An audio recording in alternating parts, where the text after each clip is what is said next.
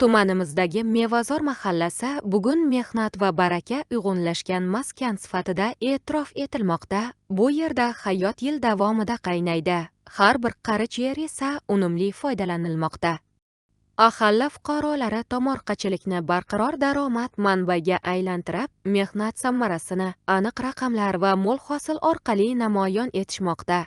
Evazor mahalla fuqarolar yig'ini raisi Umidjon Abdukarimovning ta'kidlashicha, bugungi kunda mahalladagi 150 dan ortiq xonadonda issiqxonalar barpo etilgan. Natijada aholi bir yil davomida 4 martagacha hosil olib, oilaviy byudjetni mustahkamlashga erishmoqda. Men Mevazor mahalla fuqarolar yig'ini raisi Abdukarim Umidjonman. Mevazor mahalla fuqarolar yig'inida 886 ta xonadon bo'lib, 4520 ta aholi istiqomat qiladi. Bizning mahallamiz asosiy drayveri shu dehqonchilik bo'lib, tomorqasida pomidori, bodringlar yetishtiriladi.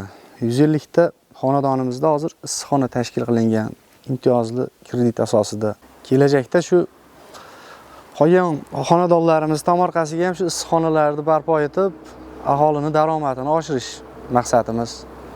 Shu oldimizga qo'yilgan niyatimiz. Kambag'allikdan xoli hududga aylantirib, ishsizlikni kamaytirish. Mahallada yashovchi mehnatkash dehqonlardan biri Adhamjon Teshaboyev. U o'z uyidagi atigi 4 sotixli issiqxonadan yuqori daromad olayotganini aytadi. Xususan, yangi yil arafasida pomidor yetishtirib, 100 million so'mdan ortiq daromad ko'rgan. Bugungi kunda esa qalampir hosilidan ham foyda olayotgan bo'lib, bodring ekinlari ham hosilga kirish arafasida.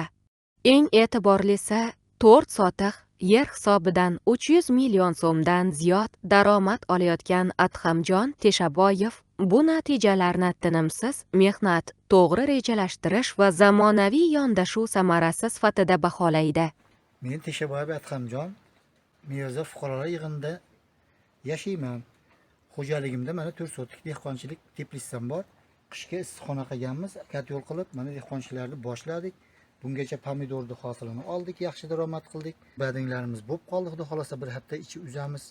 Yaxshi daromad qilyapmiz. Dehqonchilik qilgan odam kam bo'lmaydi. Mana olalipoq mehnat.